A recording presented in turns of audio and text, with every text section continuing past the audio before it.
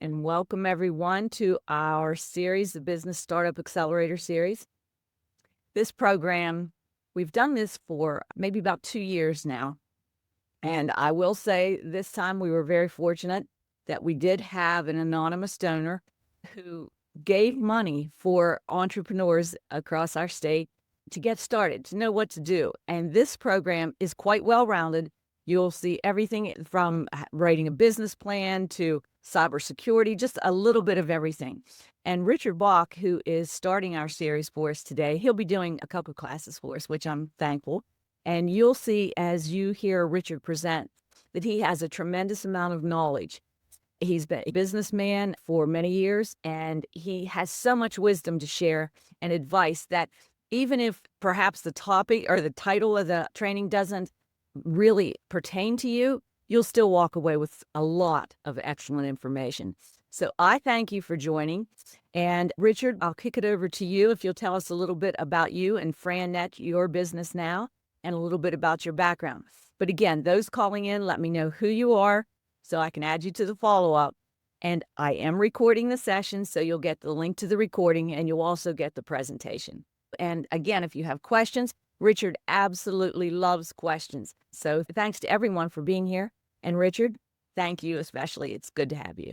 Thank you, Diane. Way too kind, but thank you. You're going to get tired of hearing me say it all the way through the webinar, but reiterating what Diane said, please ask questions. There's no possible way that I can anticipate everything that you might want to know. And the other participants will gain from your questions. So please feel free to put those questions in the Q&A. So today is about planning for business ownership.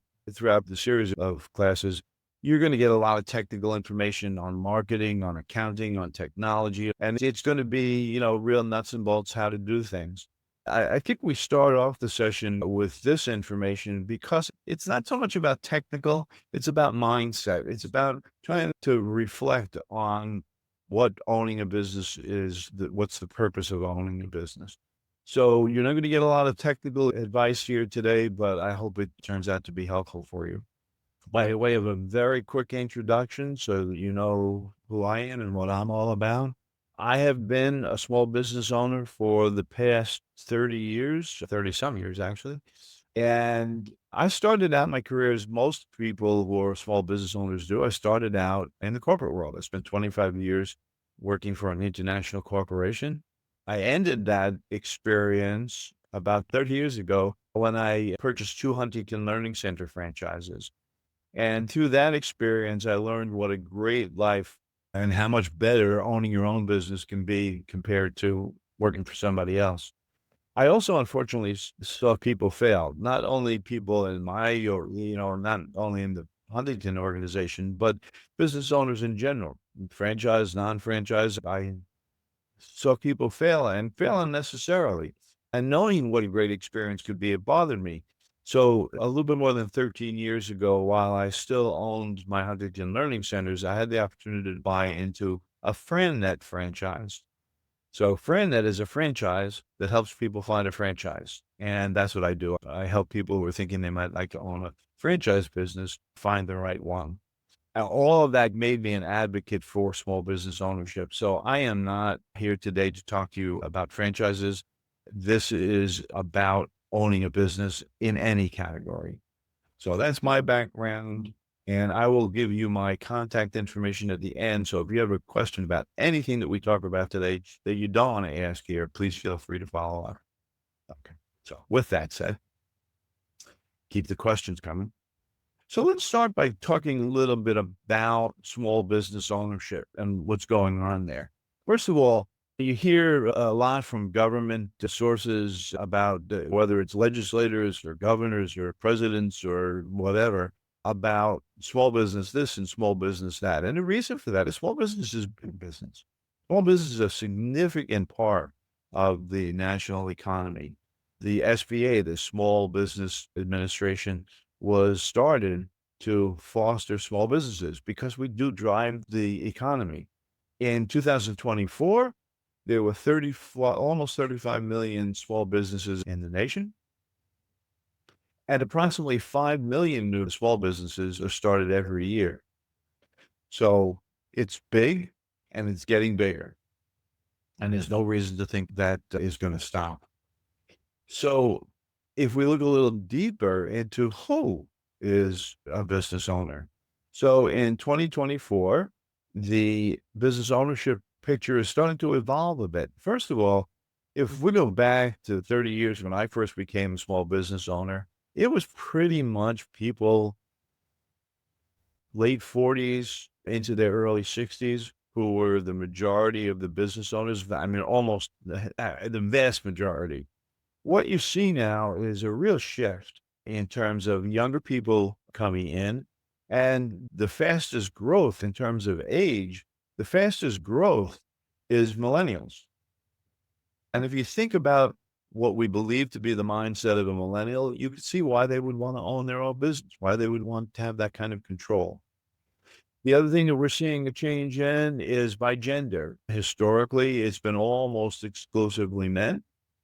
And the number of women who are becoming business owners is increasing dramatically. Every year, the percentage gets larger and larger. So, there's no one group that the business owners are being made up of. So wherever you are in this mix, there's a business for you. We also have research about why, about what people are looking for. Why do they want to own their own business? So the motivation reasons change a lot. I could tell you that for the clients that I talk to, I can take pretty much all of these things and put it into one word: control. What I hear from people, I want to be my own boss. I don't like the corporate America and the control that it puts on me. I want to do something that I'm more interested in. If you capsulize all of this, it comes down to one word: control. I want to control my life. I want to control my personal life. I want to control my professional life. And I can't do that working for somebody else. A lot of different reasons, but they all come back down to that. I want control. We're going to talk a lot more about why as we go along. The other thing that may be of interest is what kinds of businesses are people starting. So about all the people who started businesses in 2024, 27 started business from scratch on their own. 31% bought somebody else's business, 32% bought franchises, and then another 10% bought existing franchises. So somebody had a franchise business that they wanted to sell. So you get to see the kinds of business. We're going to talk about the pros and cons of each one of those categories as we get towards the end. On the face of it, there's no one that's better or worse than the other. Each one of those has positives. Each one of them has negatives. The question is going to come down to which one of those categories is the right one for you. So I laid that out for you, and we could talk about a lot more about the small business climate, but at the end of the day, I think you can conclude that it's growth. There's good reasons to do it. It applies to a lot of people, and all of that sounds wonderful. So why not jump in? One of the reasons that you may not want to jump in is this reality. The SBA tells us that, and this number is, as long as I've been doing, this has been the constant number. 50% of small businesses fail within 5 years. And that's all kinds of businesses. That's sobering, but it's real. And the question comes to, what can you do to avoid it? I will tell you that the SBA will tell you that the number one reason for small businesses failing in 5 years is poor capitalization. Essentially, people run out of money before they become profitable. From my perspective, that is a symptom and not a cause. I think the cause is they didn't know what they didn't know. And because of that, while they were trying to figure out all of the intricacies of running their own business, they ran out of money. It was taking too long to become profitable, and they had to close. It brings us to really a stark reality. You don't want to be one of those people. And I am absolutely convinced from all the years that I've spent evaluating this and working with people, trying to help them become successful, is that the people who take the time to understand what they're getting into and what success will require those are the people who succeed. So there's an old expression, failing to plan is planning to fail. There are a lot of people who don't ascribe to planning and find planning, especially if you've been in the corporate world for a while and every year we have a new strategic plan. And does it really matter? And every year we throw away the old one and start a new one. So there can be some cynicism about planning. And that none without good cause. We want to think that your plan is going to be a smooth ride, right? You're going to create a plan, you're going to get on your method of execution and ride it to success. And it's going to go very smoothly, all according to plan. And that's not what's going to happen. What's going to happen is all along the path from start to success, you're going to come across obstacles. The plan's purpose is not to eliminate all the obstacles. The plan's purpose is to prepare you for those obstacles so that you can build in contingencies, so you can anticipate those obstacles. So I don't mean to suggest, and you shouldn't expect that your plan is going to be cast in bronze and always going to stay the same. You're going to have to adapt it, but it's going to still give you the greatest odds of success.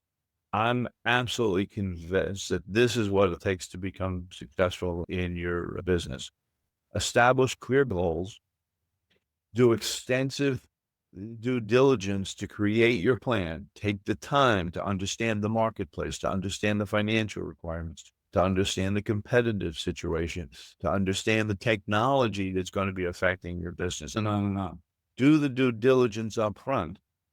And then once you've got that plan, strategically execute it. So goals, due diligence, strategic execution, that's where success comes from. So I'm going to catch my breath and remind you that I'm looking for questions. So please jump in here. It'll be more interesting for everybody.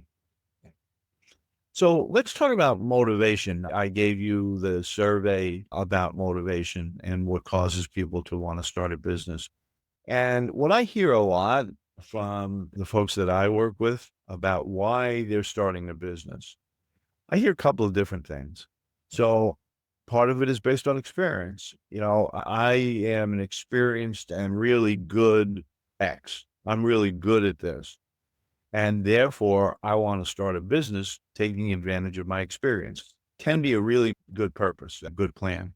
But you still need to evaluate, is what you do and your expertise relevant to the future?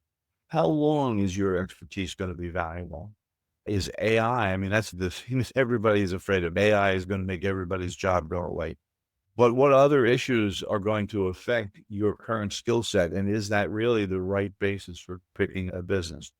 I also hear this about baby boomers. Let's have a business that satisfies baby boomers because that's a safe place to be. Or I see the current trend, a lot of interest in this kind of product. So I think I'm going to go into business for that. So is this a trend or is it a fad? So just because the market is there today and going there today doesn't necessarily mean that it's going to be there 2, 3, 5 years out. And speaking about technology, Z is the new opportunity. Boy, this is something that we could really exploit. What changes faster than technology? So if you're looking for stability, is technology the place to be? And then my least favorite reason is I know somebody who's doing well in industry X, and therefore I should go into that same kind of business. Problem with that is that person who's being successful running that business may have very different goals than you do, may not have the same skill set, may not have the same personality. So while these are common reasons that people are looking for business, the question that I think you need to be asking yourself is, do any of those things accomplish your goals? Will that business make you happy? I talk to my clients all the time about there's a lot of ways to make money. Making money is actually not the hard part. Making you happy, that's the hard part. And so why own a business and get up every day and hate it just like you hate your current job? So with that slides done, and Diane's got a question. Yes, we have 3 here. And some of the questions coming in, we might can save them till the end because Richard may cover it, but keep them coming. Thank you. What 3 to 5 challenges have you experienced, Richard, during the beginnings of your entrepreneurship journey, and how did you address that or pivot? Well, let me reflect. I can tell you the one thing that I and everybody talks about, and be prepared for this. Everybody talks when they're evaluating a certain industry, they'll talk about, yeah, but there's a lot of trouble finding employees and getting good help is a problem. I don't know any business owner who has employees that doesn't say that. It's one of the downsides of owning a business. You're going to have employee problems. I don't mean to be cynical about it, but that is the reality. So if you're going to have a business where you're going to have employees, be prepared for trouble there.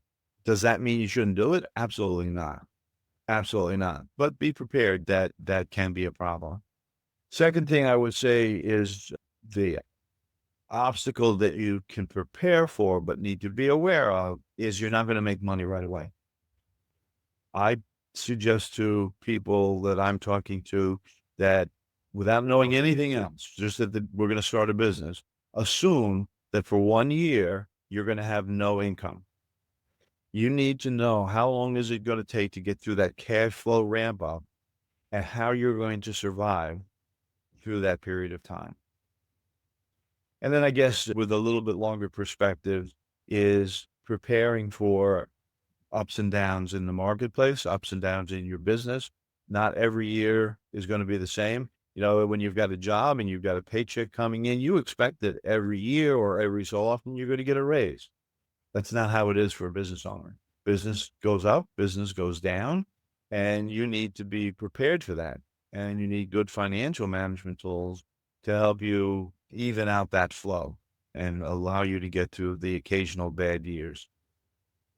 So I hope that helps. Okay, thank you, Richard. The next question, do you have any recommendations on how to differentiate between a trend versus a fad? No. Good judgment, analysis, understanding the marketplace. You know, again, I see there's a balance between what your gut tells you and what the facts tell you. And you need to pay attention to both of those things. But you let your gut work on facts, on things that you can research. So take your time to ask experts, talk to people in that field, in that industry, do the research, get on the internet and search that industry and that technology. The information is out there. Ultimately, you need to evaluate what you can learn and make your own decision. That's where your gut will come in. Okay, thank you. How do we go about researching things like market demand, future market demand, trend versus fad, etc.? Yeah, there are many tools out there during this conversation. I'm going to tell you to take advantage of SBDC counselors. The SBDC counselors know which tool is going to be appropriate, which research tool is going to be appropriate for which industry. There are a wealth of information, and if they don't know, they can ask their colleagues. So there are a lot of resources out there. Take advantage of the free service from the SBDC. It's quality service, doesn't cost you anything. You're going to have to allow yourself some time because they're busy folks. Thank you, Richard. And one thing I will say too, on our website, and I'll show you when we have the opportunity on the website, where you can look at different market research platforms that are out there that you can utilize. And then we can also help, we, meaning our SBDC, can also help you with that. And one of our sessions in this series is market research. It's a combination with your marketing plan, but there is a market research session that will help you get started. But we can definitely help you with that, getting the reports and that kind of thing. And yes, as Richard said, he's absolutely correct. Your SBDC consultant can help you with that. All right, next question. When you are consulting, how do you let someone know they should not start their business versus what they are looking for to tell somebody they absolutely should? Is demographics, age, sex, race, etc. a factor? Yes, all of those things are factors. Understanding them, again, a coach, expert advice, and I'm going to talk about this later on. You know, there are a lot of criteria that go into becoming successful. Your financial condition, talk to an accountant. Market research, talk to an SBDC counselor. Your personality, I'm going to share with you a tool in a couple of minutes that can help you evaluate your personality as a business owner and how that might affect what kind of business you should own. So there are, a lot of criteria there that you're going to need to be thinking about is how well you match up against certain businesses. The overall premise of this presentation and what we're going to talk about next, I think, is really maybe the most important thing. So let me switch to that slide. And so these are things that I hear about people when from people when they're thinking about what kind of business they want to have. But I think the question that you want to start with is, why do you want to own a business? How is life going to be better if you own your own business? What are you trying to accomplish? Are you trying to have control over your career? You tired of layoffs and you want that you had no control over? You are looking to get more money from the efforts that you put in? One that I hear all the time is work-life balance. I don't want to have my job controlling my ability to do things with my family or to pursue interests that I have. I want some flexibility. I have a passion. I want to make a contribution. I want to give back. I want to add value. The question comes to whatever your goal is, and there is no right one. It's your goal is the right one. So which business will help you fulfill that goal? Your why leads you to the question about, well, how can I satisfy that? And the how you're going to satisfy it leads you to the right business. Yes, thing. Okay, thank you. Did you have issues finding an accountant? If you're having trouble finding an accountant, ask people who use accountants. Again, I'm going to leave my contact information at the end. I can refer you to several accountants. SBDC has accountants that they can refer you to. There are probably other people in your life. If you've got a banking relationship, your banker could probably tell you a good accountant. So ask other people. I don't care what the business is, a key driver of your marketing, of your success, is building networks, relying on other people, joining network groups, not necessarily for leads, but for relationships, so that you can ask questions like that. If you own your own business, there's a lot of resource out there that can help you be successful. Finding them, best way to do it is through referrals. Best way to find referrals is through networking. Hope that helps. So back to the why, I think that this is the crucial thing. It's what is the business supposed to accomplish for you? To answer that question, part of it is you should know who you are. A personality profile, a Myers-Briggs, a DISC, those kinds of tools, I'm sure most of you have had experience with that, will be very valuable information for you so that you can think about, what is my personality and what business am I going to be most successful in based on that personality? So are you an introvert or an extrovert? If you're an introvert and you want to do the networking that I just talked about, and you're going to need that to be successful, how are you going to climb over that? If you're an extrovert, did you feel that you can now do different kinds of more aggressive sales processes?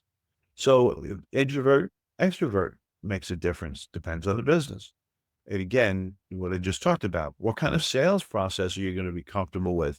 If you're going to own a business, you want to make money. If you want to make money, you got to sell stuff.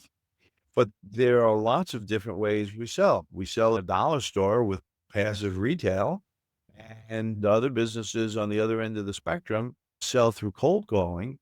And the personality that can deal with those two extremes, very different. And there's a lot of additional types of sales along that spectrum. Are you going to have to make presentations in your business? Do you have strong presentation, strong communication skills? What kind of leader are you? And is that leadership style going to work with the types of employees that you're going to have?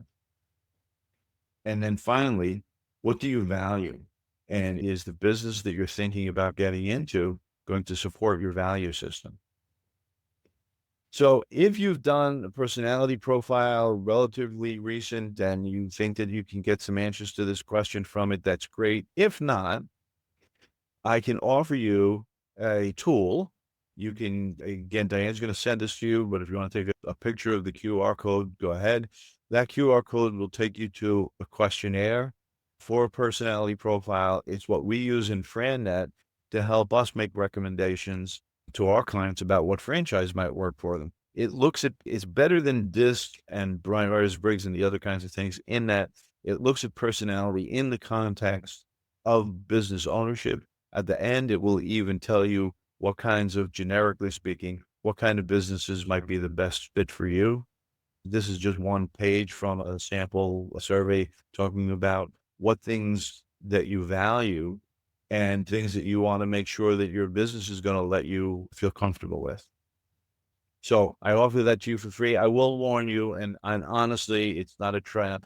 It is part of our marketing system. If you do it, you're going to get a couple of emails from me. You can absolutely ignore them, and I won't harass you about buying a franchise. That's not why I'm offering it, but it can be a very helpful tool. Yes, Dan.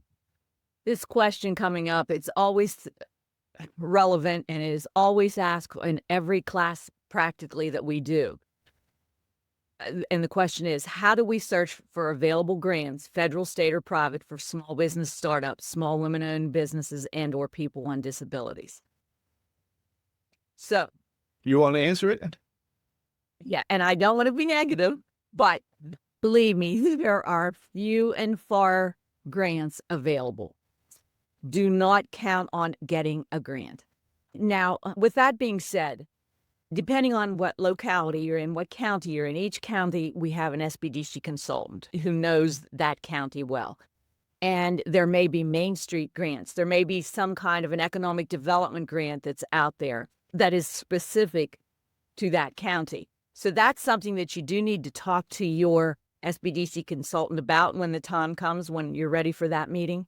But honestly, do not count on the grants that are out there because they're just virtually null.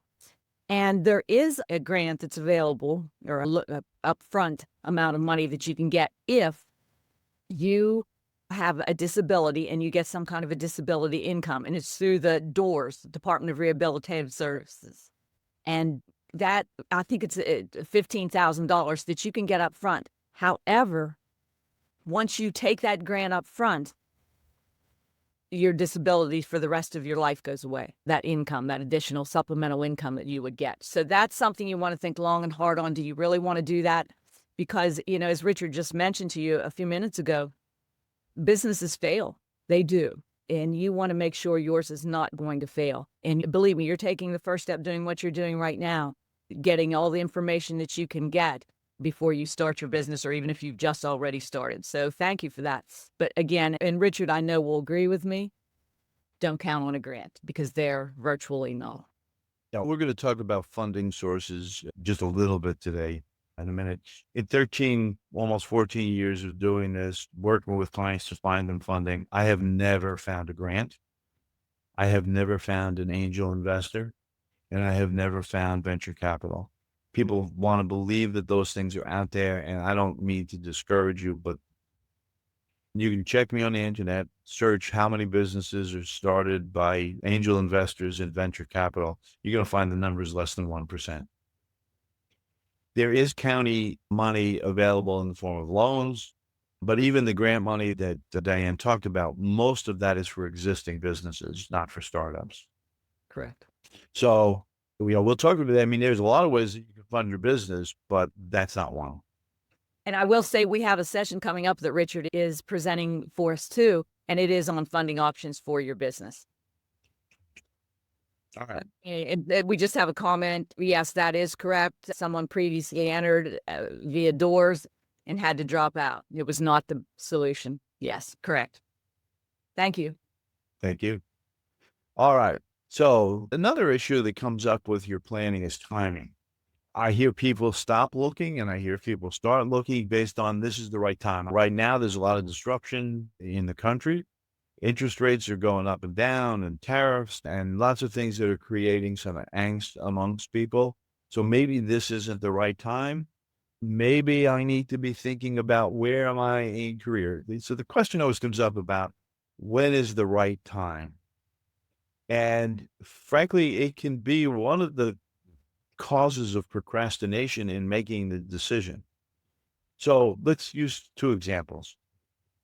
Is the right time when you're early in your career, when you're young, just starting out? Well, positive side, you've got a lot less to lose. So if you do fail, it's not like you're going to lose your house and all your savings because you haven't built up a lot.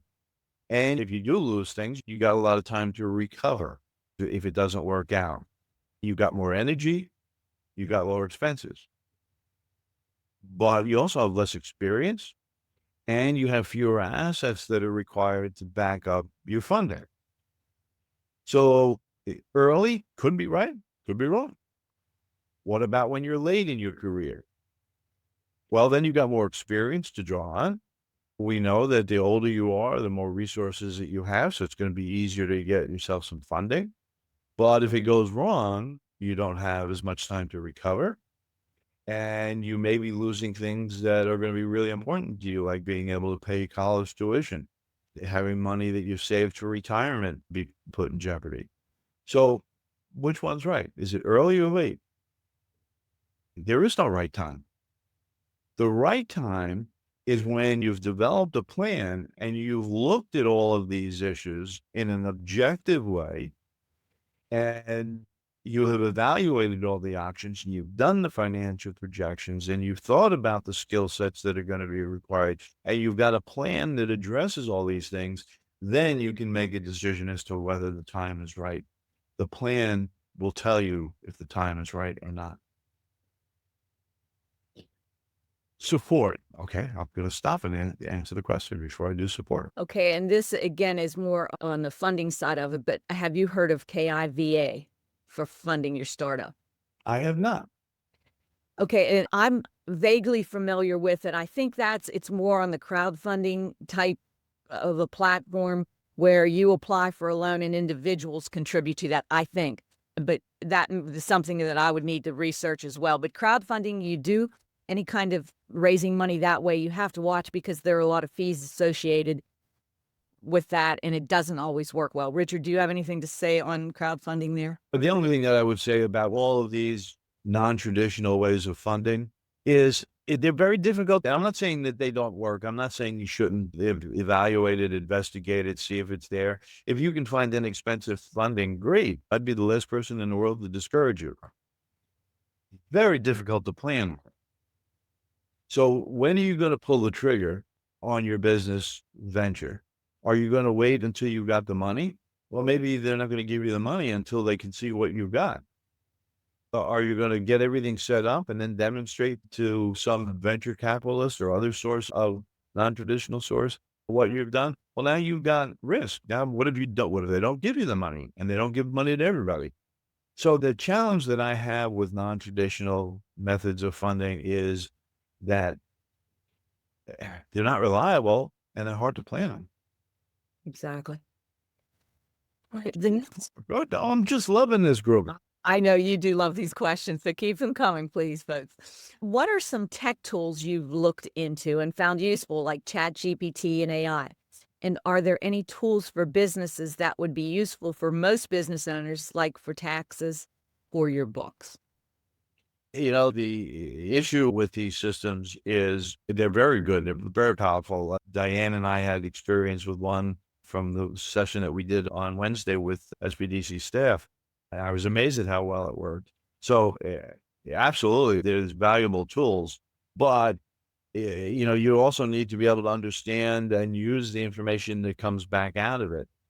I would not use at this stage, I would not use any of that kind of information in lieu of an accountant, in lieu of an attorney, in lieu of an SBDC counselor or other kind of coach, in lieu of your financial advisor. I think they have great tools. And the other thing is, they can get complex in terms of getting the most out of them, knowing how to ask the questions.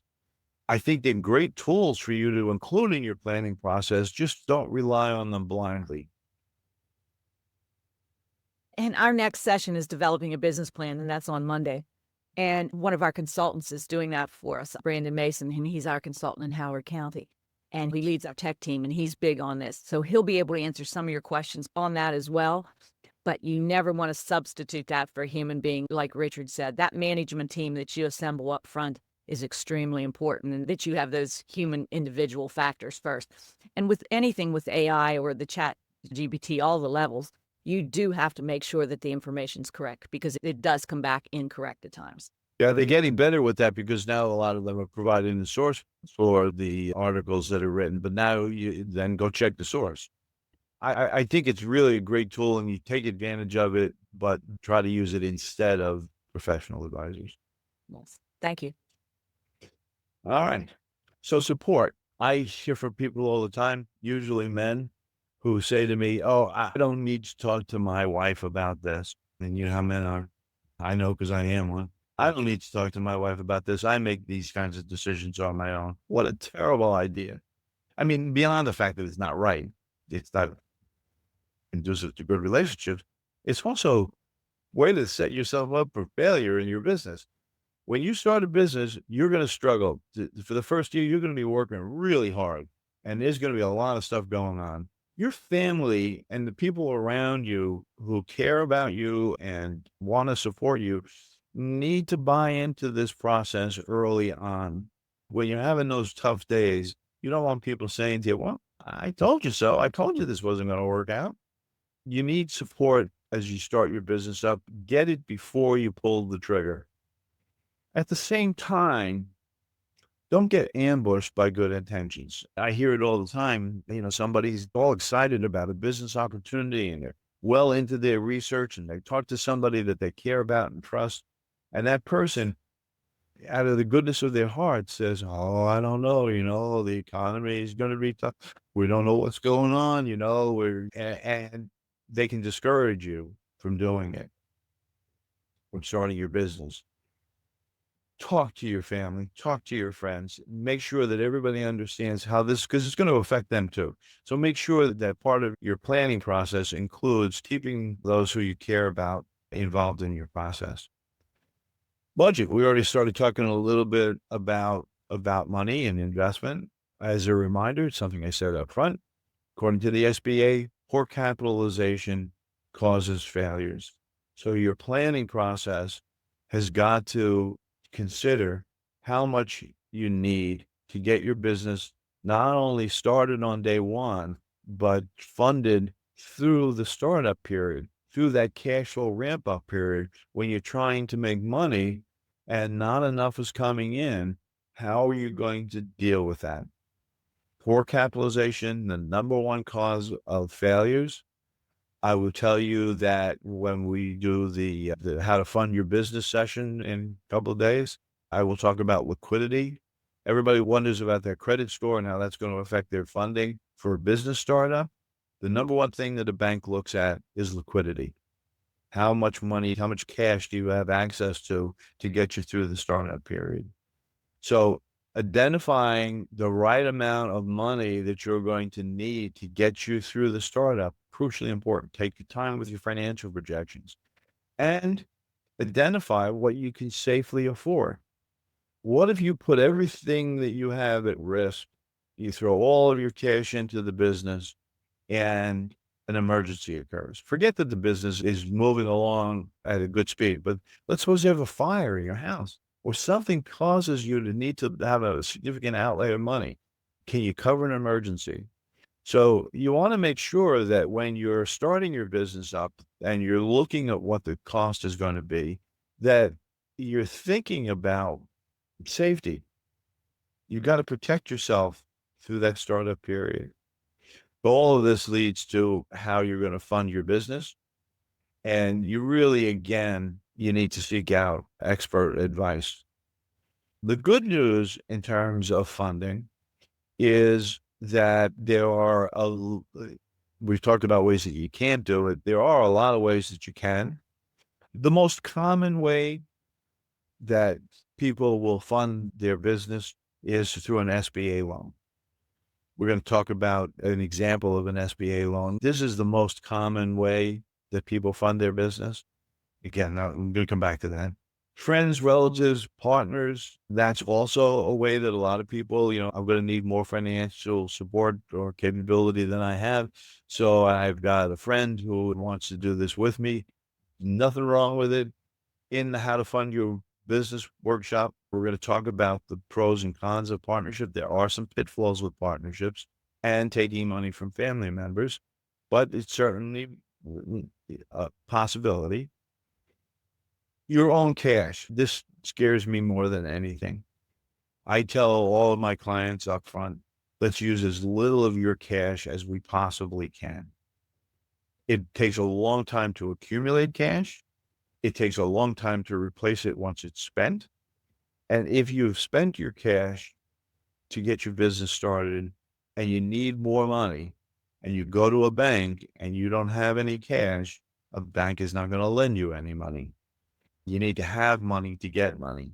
So I would encourage you, there's going to have to be an outline, an outright. If you do an SBA loan, SBA loans from scratch startup are going to be probably requiring that you put 20 to 30% of the total project cost from your cash. We're going to give you an example of that. So you're going to have to put some cash in, but I would encourage you to find a funding source other than your own cash. Home equity, I'm going to come to you, Diane. Home equity lines of credit have become increasingly popular. Let's compare it to an SBA loan. SBA loans right now, most of my clients are seeing on either side of 9%. And sometimes they have to use their house as collateral. A HELOC right now, you probably get a HELOC for about 7%. You could probably refi your house for 6.5%. And so you're saving something like 2 or 3 points of the interest by using your home equity. And if the bank is using your house as collateral, you're already putting your house at risk. So I'm not saying it's for everybody, but it is an alternative to a bank loan. And then finally, if one of the options that you have for getting a business is to buy somebody else's business, if you do that, very often, quite common, that maybe you get half of the purchase price from an SBA loan and the other half, the seller lets you pay them off the other half over time. So that's possible. So a variety of resources. I want to give you an SBA example, but first I'm going to answer the question. Thank you. How does a startup consultant find their first client? How would you suggest approaching them? As a consultant, would you start by selling an idea versus selling the idea and implementation of that idea? The question is a little bit specific to your business, so I'd have a hard time giving you a clear answer, but let's talk about consultants and coaches. I see a lot of people do that, and the surprise that they get is exactly what you've identified. People who come out of an industry where they have a lot of expertise, they think, well, I'm going to use my expertise on behalf of other companies and be a consultant and coach. And that's what they think they're going to do. They think they're going to coach. Unfortunately, what they find out is that they're really going to spend most of their time finding clients. The two best sources that you will find as a business coach, consultant is networking. Get out, create an awareness of what you do amongst other business owners. Join every networking group that you can. Become a member of the Chamber of Commerce. Become a member of more than one Chamber of Commerce. Networking. And secondarily, LinkedIn. LinkedIn is a tremendous source to find business relationships and to build business relationships. There are courses that you can take about how to use LinkedIn as a means of identifying potential customers. I think the SBDC, Diane, has a class on that. Yes. So yes, she does. And there's also very often you'll find classes at the community college that offer that kind of thing. And there are companies that can help you learn how to use LinkedIn very effectively. I will tell you, probably 40% of my clients come from LinkedIn mining. I have someone working for me who finds clients for me. So Great answer. Thank you. What percentage do you usually allocate for emergencies in startups? Is the percentage related to the industry? No, it's not related to the industry. There's two kinds of liquidity, two kinds of having that money on the side. One is working capital for the business, and the other is for your personal, your life expenses. How do you calculate the amount? I would say in the franchise world, franchisors always put into their their investment projections 3 months of operating capital. So if not $1 came into my business, how much do I have to spend on rent, on paying employees, on marketing, on all the things that don't care that no money came in? I think that's too little. I would recommend 6 months of operating expenses. Now, to be clear, that doesn't have to be cash in the bank, cash on hand. It could be a line of credit. It could be some other way. It could be a HELOC. So you get an SBA loan and a HELOC, and you use the HELOC for your liquidity. But how do you get to the number? A very careful financial projection about how long you think it's going to take to get your business started and make it profitable. And that will include what all your expenses are. So cover as many months of expenses as you are comfortable with. I would suggest 6 months. On the personal side, you know what it costs to keep your house afloat. Where is that money going to come from? Now, if you've got a spouse who's working and your spouse can cover, or a life partner of some kind that can cover the cost of all of your domestic expenses, there's your answer. If you can't, where is that money going to come from? So on the business side, you got to do good projections. On the personal side, you already know what it costs to keep yourself afloat. I would suggest that for the personal side, that you know how you're going to keep things going for a year without taking any money out of the business. And then finally, there are businesses that you can start up while you're still working. Those are like a little bit risky. It adds the component of risk, but some people do that, and that's how you cover your personal expenses. So sorry for the long-winded answer, but it's an important question. Yes, it is. Thank you. Starting a business alone requires capital. That being said, are there any firms, as far as financial advisors and consultants, that offer pro bono services or advice to save money specifically when already investing capital up front? The one that I've mentioned about repeatedly is SBDC. There's also SCORE, which is very similar to SBDC.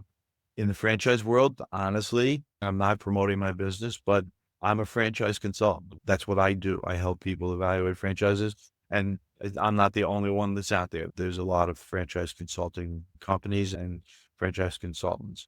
And yeah, there are other sources. I would talk to your county economic development office. They're likely to refer you back to SBDC, but they do have other kinds of expertise that they can help you with. So yes, there are free resources out there.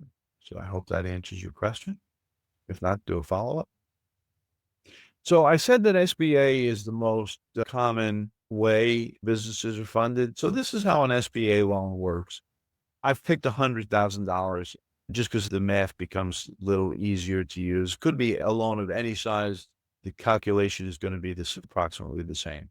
So what does it cost to start your business up, to open the doors? And using my example from a second ago, 6 months of operating capital, that's your liquidity. So we need $100,000 to pay for our inventory, to pay for construction on our storefront, to pay for equipment and furniture and everything that we need to make the business operate, and operating expenses. So that's $100,000. For an SBA loan, if you're starting your business from scratch, the bank will probably say, if you qualify, if you're creditworthy, you come to that. If you're creditworthy, they're going to say, fine, you need to be able to put in 20 to 30% of the cost of this business startup from your own cash. So that lowers your loan amount to $70,000 to $80,000, and you need to come up with $20,000 to $30,000. If you're buying somebody else's business or you're buying a franchise, banks will find that a lot less risky, and they will probably only ask. Most of my clients are only having to put in 10%. So in this example, we've said 20% or $20,000. You're going to finance $80,000. You need to be credit worthy. So what does creditworthy mean? For an SBA loan of this size, it is the bank's discretion whether or not they want collateral. They can ask for it or not. The SBA doesn't care. They leave it to the bank to decide that. And they're going to judge that based on the nature of your business, your character, and a variety of other things. So if you have to have collateral, it could be your home, but they're only going to credit for collateral 80% of the equity in your business because they have to allow for ups and downs in the housing market. So if you have enough that you can cover that 80,000 equity in your house at 80% of the equity is 80,000, that would cover it. You could use a stock portfolio. They tend to give less credit against the stock portfolio, and it restricts your trading. And sometimes they will let you use other assets that can be easily converted into cash. Now, again, you don't always have to provide collateral, but depending on your credit score, depending on the nature of your business, how confident the bank is in your success, they may ask for it. I already mentioned that liquidity is crucially important to a bank, so you're going to have to satisfy that. Character and professional experience does matter, especially professional experience matters if you're going to start from scratch. They're much, much less concerned about professional experience with franchises and resales, but from scratch, they're going to want to know that you have the business experience to start that, to get going. And then you are definitely going to need a solid business plan. Again, I don't mean to be a shill for the SBDC, but it is great support and it's free and it's quality. Probably one of the best things that the SBDC does is provide you support of putting together a business plan. There's also, I'm going to provide you with a template that you can get online from the SBDC. I'll give you the link to that in a minute. But too often I see people develop their business plan. And really what we're talking about today is the content of a business plan. Too often people put together their business plan for the bank, put it together for you. And if it answers all the questions and addresses all the issues that we're talking about today, then I think the bank is going to be satisfied with it. Last thing I'll tell you about SBA loans, and it is a sad truth, it is not difficult to get one for a resale or a franchise if you meet all of these other requirements. It is very difficult to find funding, honestly, from a bank for a business startup if you're starting something from scratch on your own. When we do the funding webinar, I'll talk more about how you can get around that, but it's very difficult because of that high failure rate. Banks are very hesitant to lend money from scratch startup, which kind of leads us to another option that I didn't reveal before, and that's this big bubble up top. And it is the crazy idea of using retirement money for starting a business. To be clear, I have not lost my mind. I am not suggesting that you take a distribution from your 401k or an IRA or 403b or a TSP or any of those retirement funds, those pre-tax retirement funds, because if you do that, you're going to lose 30% or more in taxes and penalties. And so you take out 100,000, but you only get 70, maybe less. That's crazy. Don't do that. But more complicated than we can go through in detail today. I do address it more thoroughly in the How to Fund Your Business workshop. But if you create your corporation for your new business in the right way, it has to be a C Corp. There's some other things that have to be satisfied. The IRS will let you set up a 401k plan for you and your employees. Your business will, just like your current employer has a 401k plan, you would have a 401k plan through your company, through your new corporation. Your employees could have that option as well. And you could do like you did if you changed jobs. You just roll the money over into a new plan. You'll have a plan administrator and you tell the plan administrator what you want to invest in. In this scenario, however, if you do it the right way and you need expert support in doing this, I can direct you to those kinds of companies. You can buy stock in your own company. You are not getting the money. Your company, your corporation is getting the money, and your corporation can use that money for anything you direct the company to use it for. You can use it to buy your inventory. You can use it to pay yourself a salary. You can use it as your working capital. You can use it as your cash in for an SBA loan. You can use it for anything that the company deems appropriate. You are not getting the money, so you don't pay taxes, you don't pay penalties. It is not a loan. It is you purchase stock. You are not spending that money. Instead of investing it in General Motors, you're investing it in your company. And your company is going to make money if you've got a quality plan that gets you to a successful business. We're going to cover that in more detail in the How to Fund Your Business workshop, and I'm happy to answer any detailed questions offline. Your plan should also consider risk, and there are ways to mitigate risk.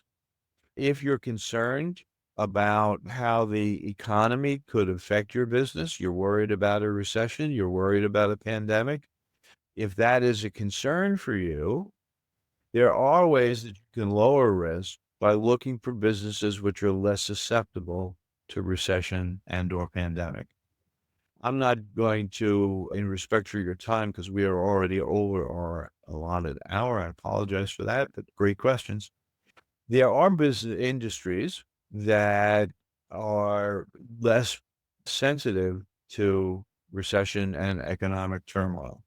So there are things that are driven by demographic needs, in-home senior care, assisted living. Mom and dad need to be taken care of. It doesn't matter what the economy is. We've got to take care of mom and dad. Residential repairs and home modification for baby boomers. I can tell you, I don't do gutter cleaning anymore. I don't wash windows. I'm not going up on a ladder to wash windows anymore. I need somebody to do that for me. And if the gutters don't care, there's a recession.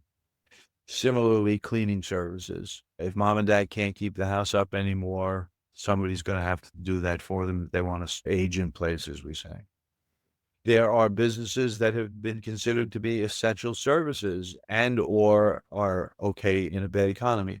We know automobile sales drop in a bad economy.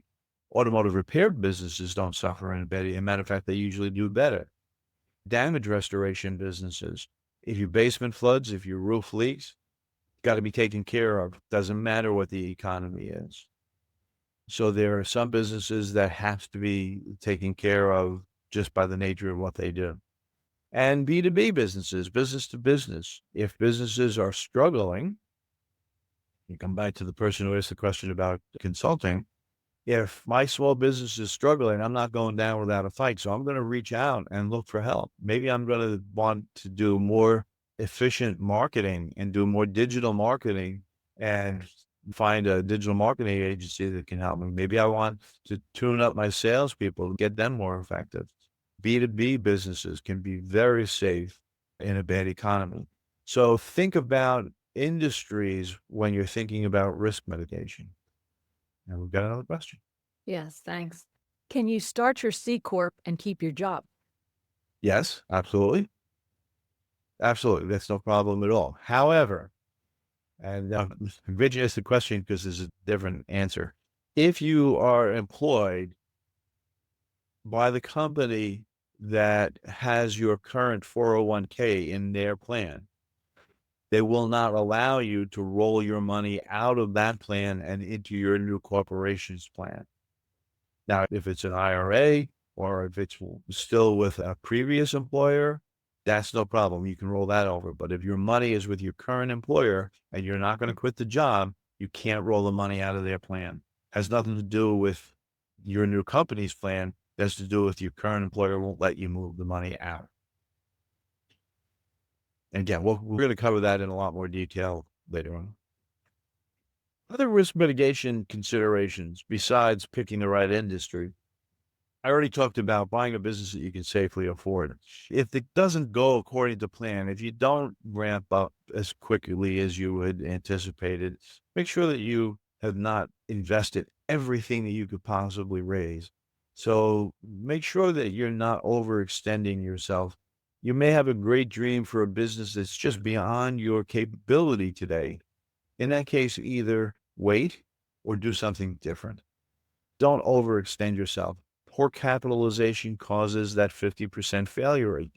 Don't become that 50%.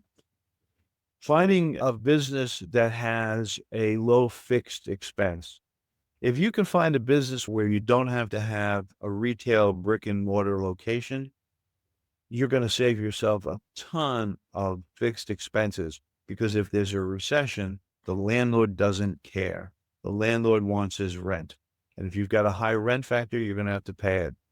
If you can have a business where you could find contract workers instead of full-time people, at least for the first year or so that you don't have that fixed expense when you don't have the revenue that you'll eventually have, that would be better. Anything that you can do to hold down your fixed costs that will occur regardless of how well your business does, will be a great risk mitigation strategy. Being very careful in your business plan about your financial projections and how fast it's going to take you to become profitable. I usually recommend, when you do your financial projection, that you do 3 scenarios. So a financial projection in this case should look like a profit and loss, that you're projecting what's going to happen in the future, how much money is going to come in, how much money is going to go out. I suggest you do it 3 by 3. 3 scenarios, best case, worst case, and what you think is going to happen, and do it for 3 years. First year, second year, third year, best case, worst case, what you think is going to happen. Plan on the worst case. Make sure that you can cover yourself in the worst case. Now you're safe. Now, if you're less risk averse, okay, then you can, take on a little bit more. But doing an accurate cash flow ramp up projection is crucial to risk mitigation. And then finally, I mentioned there's a lot of ways to fund your business, and you should look at all the options that you can. We didn't talk much about economic development money. That is out there. It does have a lower interest rate. They are more willing to take on more risk. So that could be a good solution for you. Go explore it. The money's not always available, but explore all your options. Different banks will have different closing costs. Different banks will have different interest rates. So shop your loan. Don't go with the first bank that you talk to. So yeah, look for funding options you can get. So there are all ways that you can minimize your risk, and depends on how risk averse you are to how careful you want to be. All right. So moving then to that kind of the cash flow issue. Yes, Anne. Right.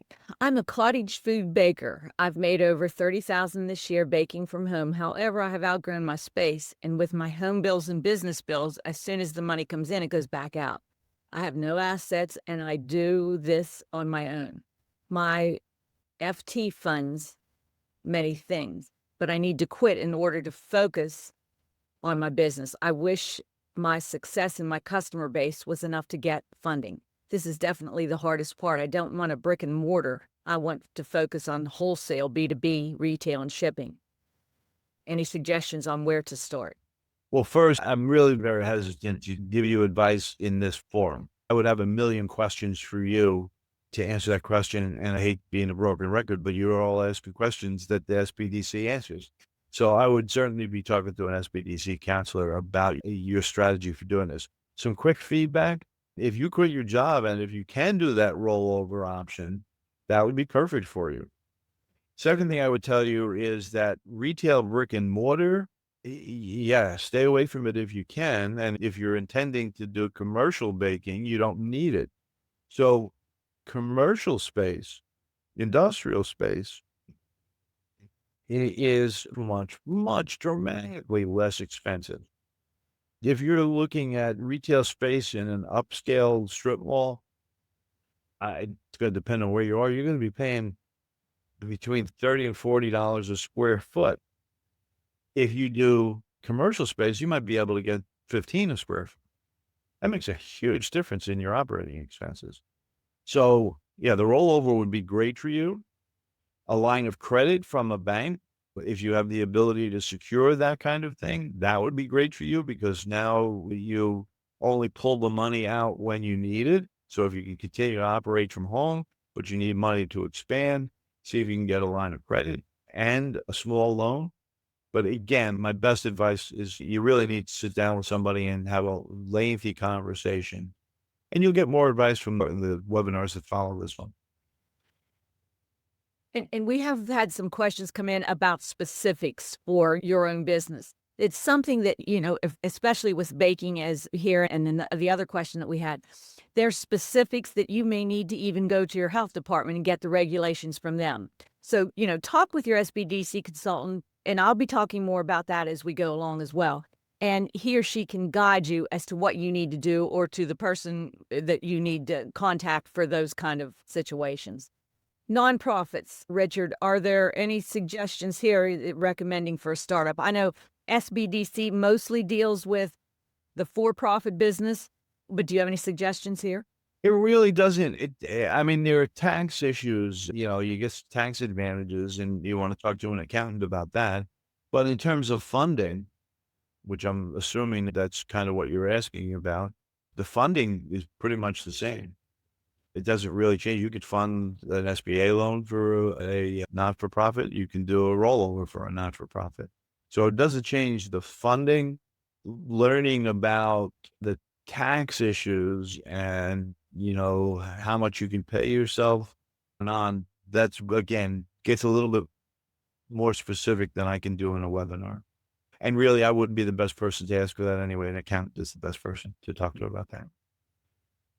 All right. So again, we've touched on this a couple of times. Cash flow ramp up. Just to lay out a silly scenario here, but this is roughly what I typically would expect to happen if you started a business. In your first year, you should assume that you're not going to make any money. You're trying to establish your business. You're learning how to run the business. You're not going to be at your peak effectiveness. You're trying to find customers, so your first month isn't going to generate as much revenue as your second month, and so on. Your expenses are, in some cases, going to be higher than they would normally be because you're spending more on marketing. And again, you're not as efficient, and you're drawing down resources at one rate, and your expenses are going up at the other rate. So you really need to understand that during that first year, there's a lot of factors that may keep you from making any money at all. In the second year, you've really probably seen most of the stuff that you weren't expecting. You've probably learned everything you need to learn, and your business is you're now starting to become more established. So you may be making some money now, probably will be, but not the kind of money that you're expecting to make longer term. Probably not the kind of money that you need to replace your old salary. And that may be having some effect your domestic spending. By year 3, I usually see people at a place where, again, maybe their bigger goals for income haven't been reached, but maybe they're satisfied that they've reached an acceptable income, or maybe even that they've replaced their old income. You and your employees know what you're doing now. Customers are spreading the word. Your network that I talked about earlier is more developed. And that leads you to year 4, where you can now start making investments in your business. You can look at expanding, and now you're moving closer to that income goal that you had when you first conceived of having a business. I'm always confronted with people who didn't understand this timeline.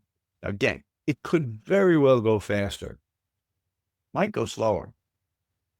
Your plan needs to accommodate, in my earlier slide where I showed the obstacles that come to your plan, how many rivers you run across that you weren't expecting is going to determine where on this continuum you fall. The other thing I would tell you about timeline is you also should be thinking about exit strategy. And here I'm talking about what happens when you don't want to do this business anymore. Usually we're thinking in terms of retirement, but maybe your intention is to build the business up and then sell it for a profit. Some businesses will build equity. You invest $100,000 up front or whatever you invest, and you sell it 5 years from now for $500,000 because of the income that it's generating and how successful it is. And that can be a plan for people, equity growth. But not every business builds equity.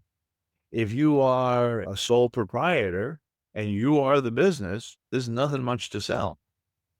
So in that kind of business, you may not be building up a whole lot of equity. Other people will say, I'd like to keep my business running after I retire and I want to continue to own the business. I just want to bank out and have it turned over to a general manager who I develop over time. Great retirement strategy. A lot of my franchise clients employ just that kind of thing, but it doesn't work for every business. So my point here is that you need to think about what do you want long term before you decide what kind of business that you're going to have and decide whether or not your business model is going to work for your long term exit strategy. So with that, we move on to one other important consideration, and it comes again to advisors. If you run a small business, you'll wear many hats. Right now, if you're working for a company, you probably work inside of a chimney, as the coaches talk about. You have one area of discipline and, you're not doing HR, you're not doing accounting, and you're not doing marketing. You're doing manufacturing and operational things. Or maybe you're doing accounting and you're not doing operational things. When you run a small business, you do everything. You wear all the hats.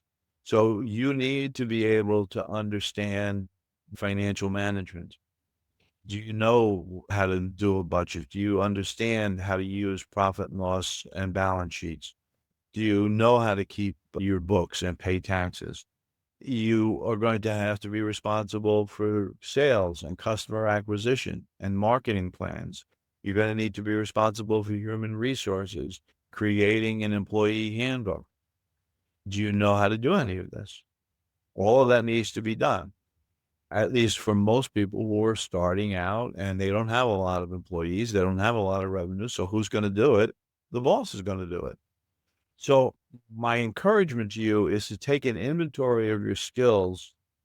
And to the extent that you see that you're going to need to know how to do marketing better than you know now, go to the community college and take a course on marketing. If you want to go faster than that and you don't know how to do bookkeeping, find a bookkeeper. But whether or not you need to develop the skill or whether or not you're going to get professional support, you need to be able to deal with all of the aspects of running a business that you're going to be confronted with. So with that, all of this is what goes into a business plan. We didn't really get into the details of what do you need to say about marketing? What do you need to say about financial projections? You will find a great resource here. You can go online. If you can't get an appointment with an SBDC counselor as quickly as you'd like, you can start by using that link to get the business template outline, and you'll see what needs to go into a traditional business plan. Finally, I do want to point out to you that you've got choices also, not only about what the business is going to be and getting yourself set up, but there's different kinds of businesses. We kind of touched on some of this as we were going through it. You can start from scratch. You can buy somebody else's existing and ideally successful business, or you could buy a franchise. There are some other kinds of things that you can do. But basically, if you're going to own a business, you're going to probably do it in one of these three ways. Each one of them has pros and cons. Starting from scratch, probably what most people are going to wind up doing.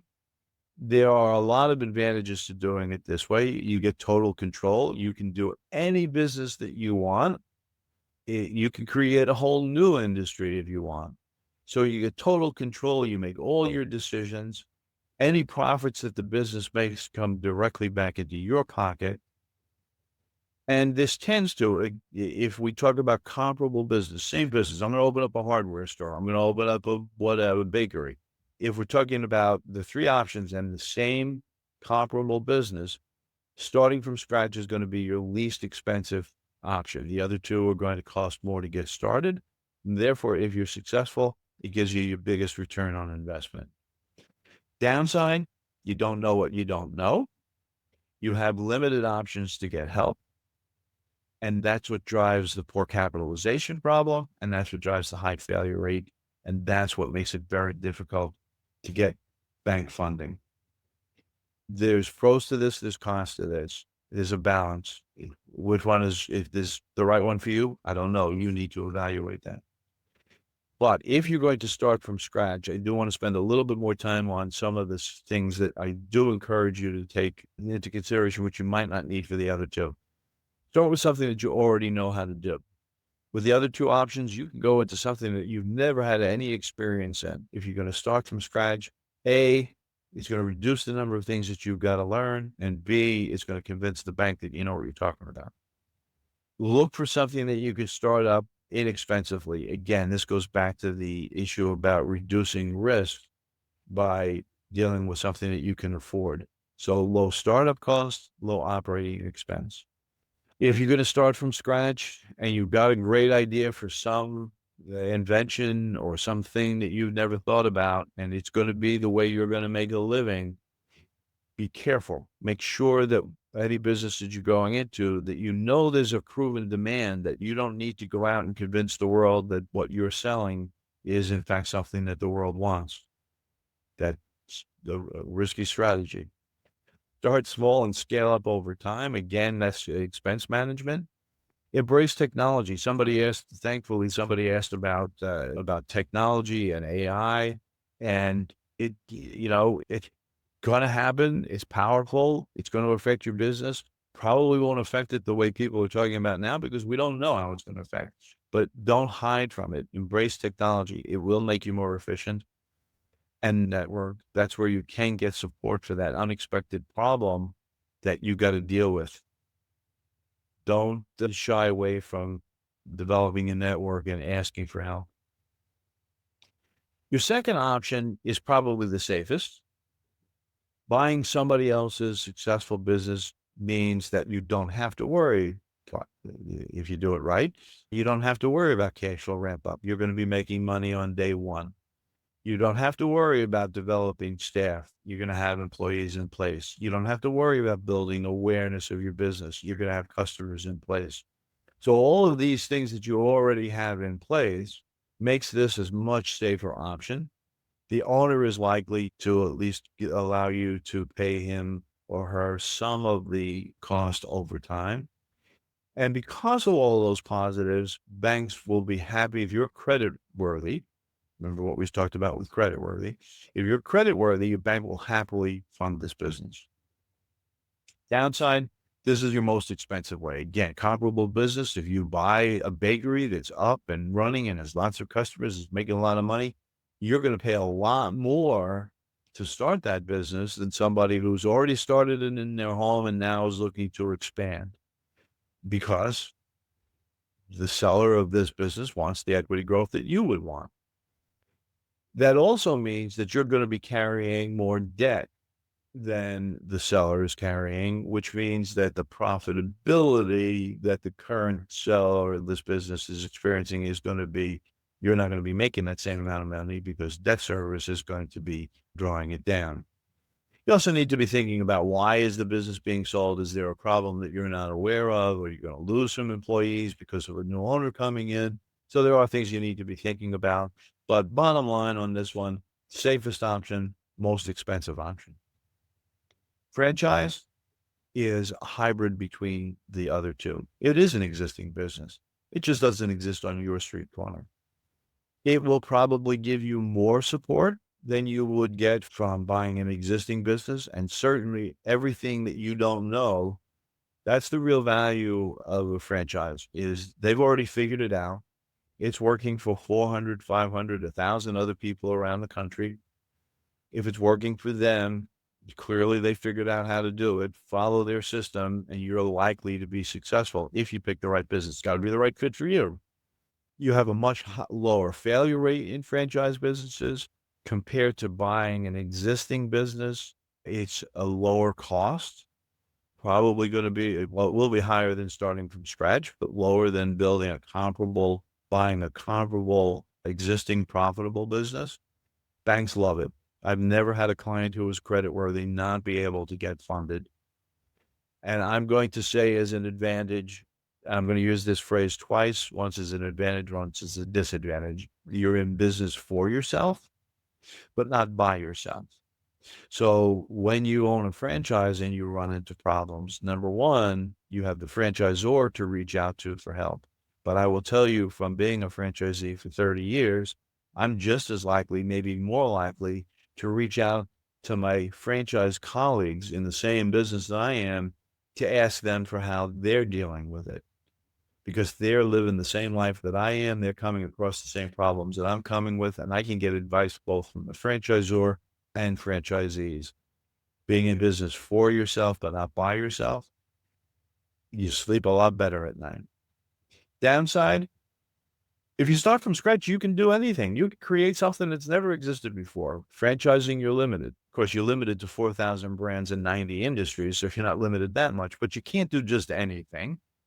You are not allowed, if you buy into a childcare business, you can't decide that you want to also be a baker.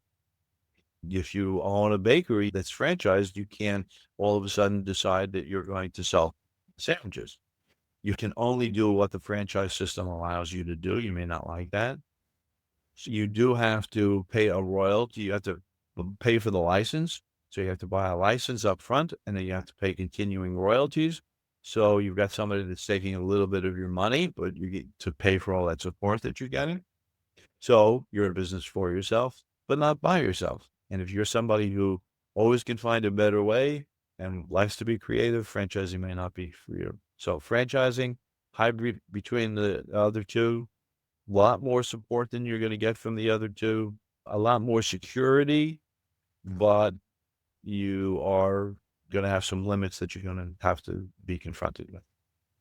So none of those options is right for everybody, but I did want to cover that there are those three options out there available for you. Mostly, I would want to encourage you to pursue your dream, to not give up on small business ownership. I can tell you from personal experience and from friends who own their own business that it is a much better life than working for somebody else. And if you don't do it, you're going to be helping somebody else achieve their dreams. So with that, I leave this slide up. Diane's going to send you the slide package. You can have it then and you can take a picture. If you would like to ask me more questions about anything, I'd be happy, not just franchising. And if you use that QR code, it will take you to a resource site of mine that will give you other stuff. I will not try to sell you a franchise if you reach out to me. So Diane, I turn it back to you. Thank you very much. Very insightful and excellent information, Richard. So thank you so much for kicking off our program. It was a wonderful start. And I know you have a call, so if you have to jump off, please feel free to do so. And those who can stay with me for a little while, by the way, Richard will be back at the end of the month. And that, again, is the funding options for your business session. So we look forward to that, Richard. And thank you again so very much. No questions. I'm going to bail out. Thank you, everybody. I appreciated you giving us some of your time, and hopefully I'll see you for the How to Fund. Thanks again, Richard. Bye-bye. Take care. We'll see you soon. Yep. But those staying, if you can stay with me for a few more minutes, what I'm going to share with you is a lean business plan template. Now, Monday's session is on developing a business plan. Normally, if you plan for maybe an hour and a half, that should cover everything. So if that works for you, please do that. And if you have to jump off, you will get the recording. I will make sure you get that. And I should have said this up front, but your planning is crucial. That's the most important step that you can take to start your business, or even when you're in business. And your business plan is a working document. It's not something you do and put on a shelf and forget about it. It is something that you have to keep updating regularly. But this lean business plan template that I'm going to send to you today and explain to you a little bit here, it's a good preface for what you'll be hearing on Monday from Brandon Mason, our Howard County SBDC consultant, who will be talking about developing and creating your business plan. And he incorporates a little bit of AI into that. So if you have any questions about that tech issue, as I said at the very beginning, if you were on, Brandon leads our tech team, and he's quite knowledgeable with the AI aspect of everything that we're doing. But let me tell you a little bit about this lean business plan template. And it's actually is a resource tool for you to use to help you organize your thoughts for when you write your full business plan. Not all businesses need a full business plan, but it's critical that you have at least this lean business plan template. And this is a one-page document, and at a glance, it gets all your ideas on paper. It helps you, and it also helps you for when you go to meet with your SBDC consultant. Here, you won't be wasting your time or your consultant's time.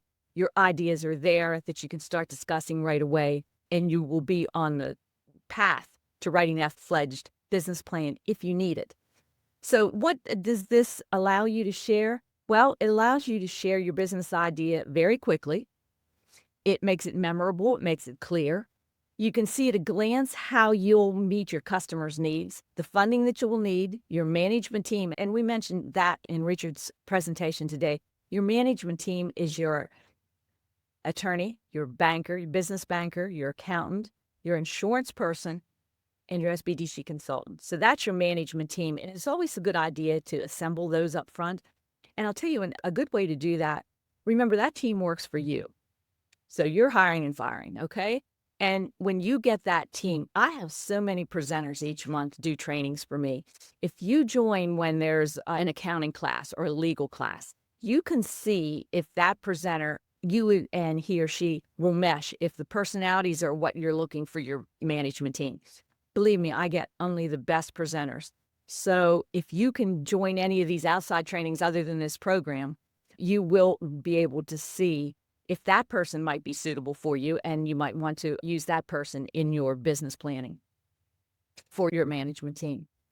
But if you look at these next few slides that I have, you want to make sure that you have done these items that are listed here for understanding what your business is, because that is the first step.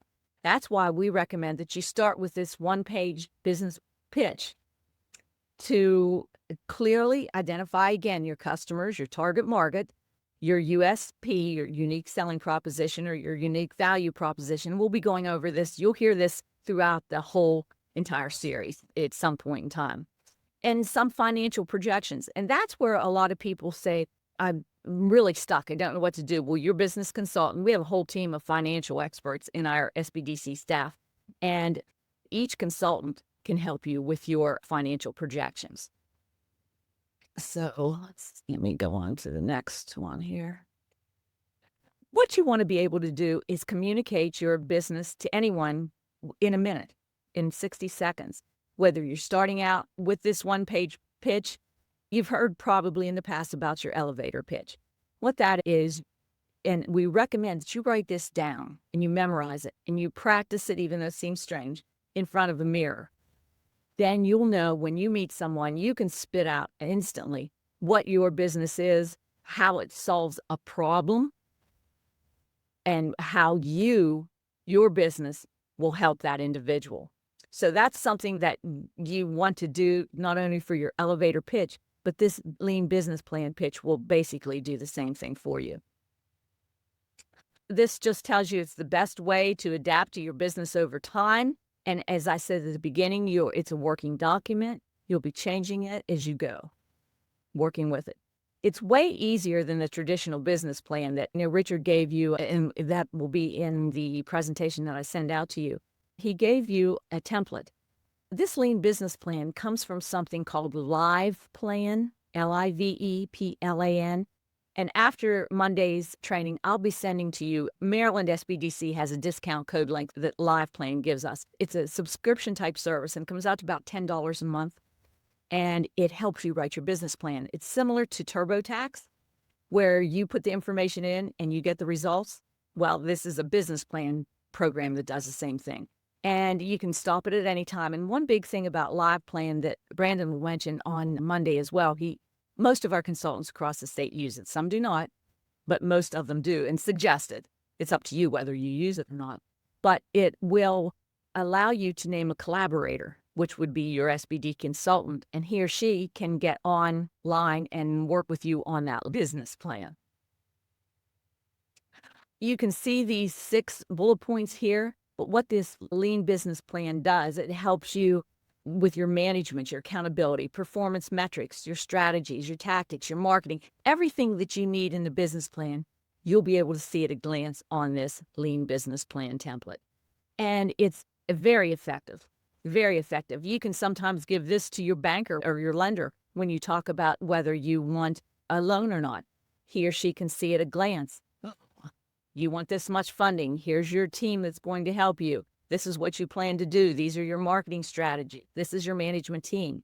So it serves as a good basis for starting with the business plan. And why? Right here's listed. But from your idea to your business, your success begins with that business plan, and is probably the most crucial document that you will ever have to do. And not only can you dazzle your banker with it, but if you do not have a business plan, most bankers send individuals back to the SBDC and will say, come back to us when you have this business plan. So let me stop sharing this, and I want to share the actual template that I'll be sending you. Here we go, and I'm hoping everybody can see this. But if you look at this full document, there we go. Now, you'll have this first 2 sheets is filled in, but it's just an explanation, a guide for you when you are completing it. And the second 2 pages are blank that you can write your own. But if you look at this first one, and this is an example of a bike shop, okay? This is where you put in what your unique selling proposition, USP, or your UVP, unique value proposition. It's what makes you stand out from your competitors. What makes you unique? What do you offer that the competitor does not? So it's pretty critical that you identify here in one sentence what sets you apart from your competition, right there. That it's how you define what you are as a business. It's extremely important. That's where, and in that, you're solving the problem. That's what you want to convey in your elevator pitch as well. The first box, you want to define the problem and why does this customer need your products or your service? Next box, what is your solution to their problem? How are you going to solve their needs, meet their needs, solve their problems? Again, the key here is to solve the customer's problem. Next box, your target market population. And I know a couple of you asked about market research. The class that we have coming up will be creating a marketing plan and how to do some market research. And as I mentioned before, we can help you with that. Your SBD consultant can help you with that. But you don't want to go to your consultant prior to having at least this business plan template completed. Because as I said, it's a good talking point and it's a good overall picture of what your business ideas are. And I'm trying to hurry here because I know we've all been sitting for a good while here. The target market, again, it's a particular group of the consumers to which you aim your product or your service. So that's where you'll need to do your market research as well. The time, or the competition, who are your competitors? Brandon will talk to you on Monday about a SWOT analysis, and that's the strengths, opportunities, weaknesses, and threats, and how many you should do. And in the end, you do one on yourself. And that shows you, it's a good indication of what you need to do to make yourself clear in this business journey, what you need to do. Your sales channels. Here you're going to decide, is it going to be the storefront? Or are you going to do something online? You describe your process here, your sales process. Will it be a website? Is it online? Is it a brick and mortar store? Is it a consumer to a business to consumer or business to business? The marketing activities, social media, Facebook, the targeted ad campaigns, radio, TV. How will you be marketing what you're selling, what your product or your service is? The revenue streams, your next box that you'll be filling out. You don't have to have specific revenue goals, but you want to describe how you will make the money and what products or services will generate that income. Because that's what a banker wants to see, the cash flow. Where will you be getting that? How will it be coming in? So if you're looking for a loan, you want to be sure that they can see that money will be coming in. This box, your expenses, this is where you list your major expenses. You don't have to go into the minor, but just list the areas that you expect to spend the most money on, those areas. Your milestones. In this box, too, you want to list your partners. You might have national resources. A bike shop would have For example, Bikers Against Child Abuse. There's something, an organization out there for that. So that would be a national partner. There's a League of American Cyclists, I think it's called. And those are the kind of things that you would put in here that you would, if you had something similar to a bike shop. But this pertains to every area, every business that you need to list the things you need to get done to take your business from the idea, as you can see that right there, idea to the reality stage. Your team and the key roles. That would be, again, your management team, including your SBDC consultant, your business banker, your attorney, your accountant, your insurance person. Those are the people that you would put in there. And also you might have other people on your management team who helps you make the decisions depending on what legal entity you go with. And again, we'll go through this. I don't want it to be an overwhelming experience for you, but it's a lot of information that we want to share with you. And again, there's your partners and resources. So that's where you would put that team. But then the second page of this is your blank form to complete this. And again, look at this. If you get a chance over the weekend, look at this and we can talk about this more. Again, it's something that if you have questions, you can reach out to me. And after we get through the program, or depending on where you are in the business journey, you can reach out to your SBDC consultant. But he or she, as I said, does like to see that you have this completed before you meet with them. Let me see. I see we have a lot of questions, or maybe they're just comments here. Thank you. Thank you. I'd like to share this experience with a friend. Can they join and follow up in the sessions by registering? Yes. Yeah. Registration always closes for my trainings at 4 p.m. the day prior to the session. And that's so I can get it all together and making sure everybody gets all the information they need to join the next day. But if you are in our system, or your friend, for example, here is in our system, meaning they've already registered for a training somewhere, and then I process everyone who registers. That means I assign them to a consultant in their county and what I have to do for our system. So yes, anybody can join. They just have to register. And it's too late to register for this now unless they register for something else and I can add them. As I said in my emails, and those still on with me, you most likely got both of my emails yesterday. Always check your spam folder because it will go there, and unspam me because when I send a link, that's sometimes where it goes to some of your spam folders. So please unspam me. You're welcome. A link to get the template I'll be sending, and I'm thinking you mean the template, the Lean Business Plan template. Yes, I'm going to be sending that. That will be an attachment in my follow-up email. It takes a while for Zoom to come back with the link to the recording, but it will be at some point today that I get back to you with the follow-up. I always follow up the same day and send you the link to the recording and the presentation. Yes, okay, and the invite for the meeting on Monday. Okay, each time I schedule a webinar, it is a new invite, okay? It's not for the series. It's not the same one. It's a different link each time. So I always send that the day prior to the event, sometime after 4 p.m. when registration closes.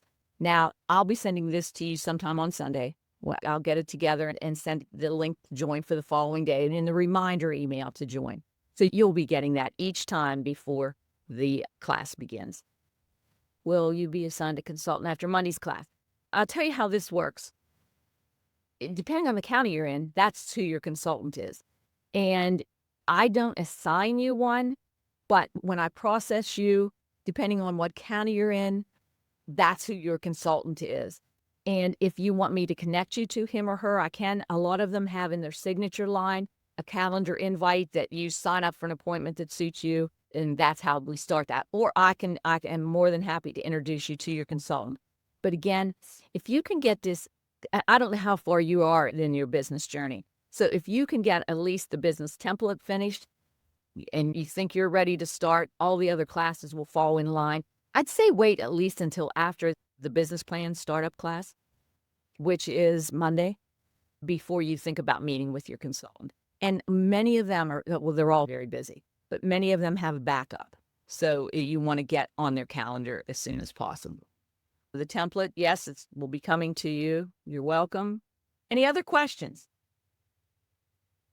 I will stop this recording now, but I'll stay on for just a minute in case there are any more. But I look forward to seeing you on Monday. We have a wide array of sessions planned for you for this Startup Accelerator series that I think you'll be very pleased with and will give you a good background and a good basis for starting your business.